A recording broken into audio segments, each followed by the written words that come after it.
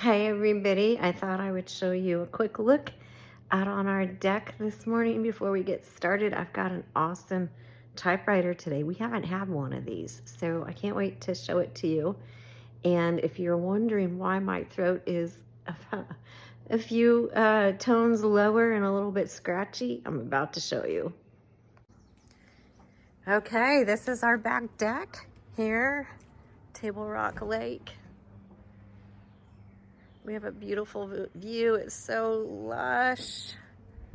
We've got our planters out. But see this wonderful oak tree? It's not quite all the way out. It's still working on it. But it's leaving behind this yellow dust. Everything is just covered in it.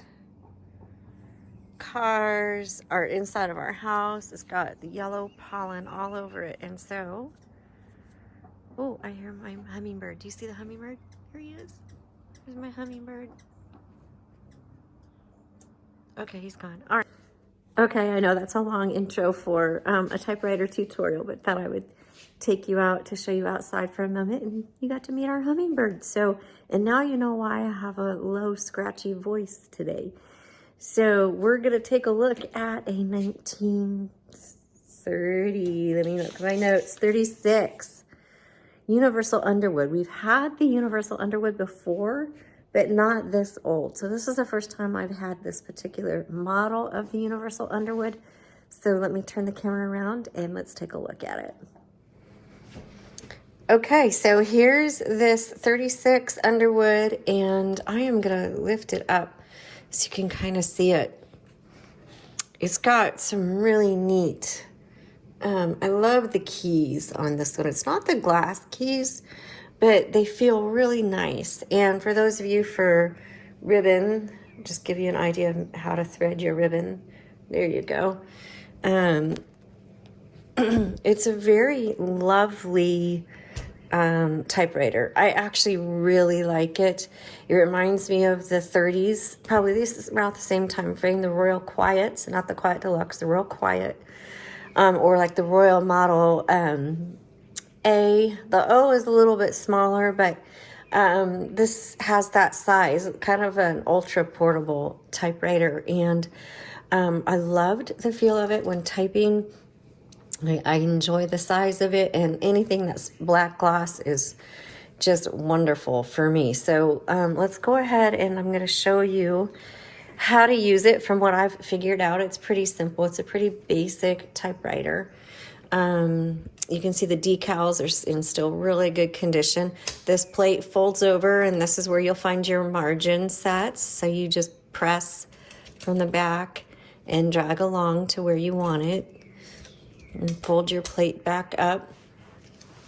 Of course, you have your carriage release, which is the front. In this case, it's on the right side, and you press down, and that releases your carriage.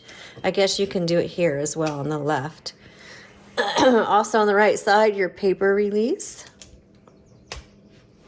And then the nice thing about this one is many of these older typewriters that have the spool covers, a lot of times those spool covers are missing, and this one happens to have it. But you just pop them off. There's little like divots here that you can, and then you can see the edge. I can't tell if you guys can see that or not.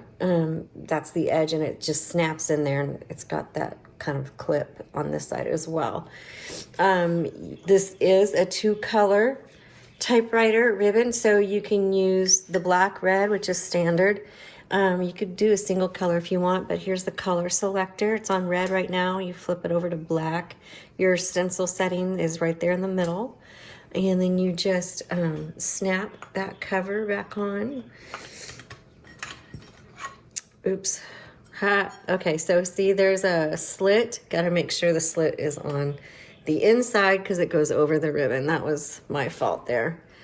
And then see how my ribbon's all bunched up? In order to kind of get your ribbon fixed there is a knob on the right side. In this, you turn it to kind of tighten up that ribbon, and then you can push it either forward or backward for your ribbon reversal, okay? So let me tighten that up, and then you can do it this way, or you can do it this way. There we go.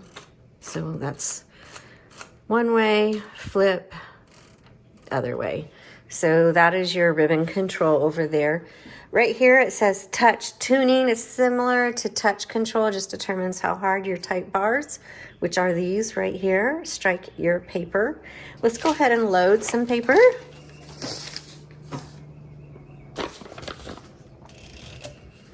And I'm just gonna put it, actually let me open this up. Start with a fresh side.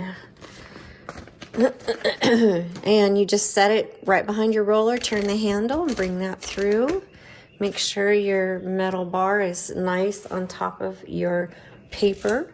And mine is nice and even. It's perfectly. If I needed to change, like if it was crooked, that's where this paper release comes in handy, and I can adjust it and then re-engage.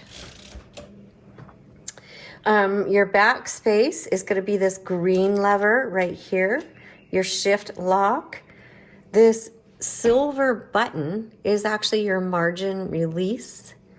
And then there's no tab or margin set on this particular one. So, and then your space bar, you know, so it's a real basic typewriter, but let's do a sentence.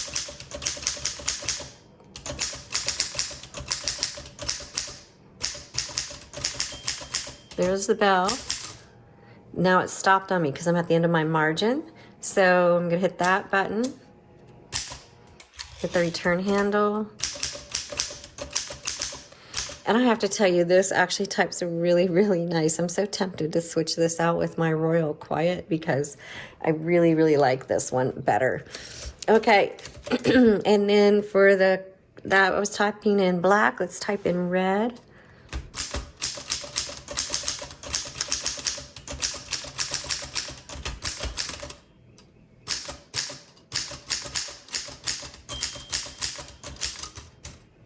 Margin release. I don't have them set properly. So that's how it sounds. It's a very sweet typewriter, a very sweet bell. At least this one is. So keep in mind that every typewriter is going to type differently since these are vintage and they've been handled differently throughout the years. But I can only comment on how the one in front of me is working. I will say on this one, I have learned that the shift lock tends to stick, so you have to put your finger underneath it. I don't know if that's going to be the case with yours, but if you have one, it should have the covers. If you don't have the covers, I've never seen replacement covers anywhere. They're probably just gone. But it does use a universal ribbon. And you can find those anywhere, including our website at Jot and Tittle typewriters.com. And it's just a very simple, easy to use. This would be what I would call a coffee shop typewriter. So while you can hear it, you know, it does the tick, tick, tick.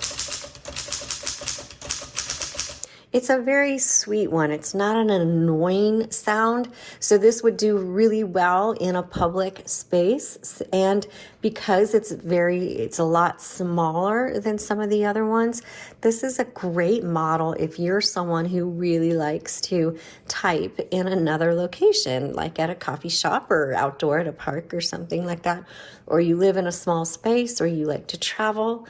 Just make sure that the case that comes with it is nice and sturdy. In our situation, the case that we have is pretty beat up. It means it probably could be fixed up, but if you're going to travel around, you're going to want a nice sturdy case to go with your typewriter. But oh my gosh, how cute would this be in a writing nook, ready to go? But I definitely recommend for authors. I just don't see this as, this is such a great typing machine. It needs attention. in my personal opinion. This is something that looks great, but it operates even better. This is a fantastic typewriter for active writers. So that's my view and my input on the Underwood Universal. This is obviously the 1930s. They go all the way up into the 50s, I believe, and and change colors and style a bit, but they remain somewhat tiny. But of the Underwood Universal, it usually doesn't really impress me, but this one does. I'm very impressed by the 36 Underwood Universal. All right, thanks for watching.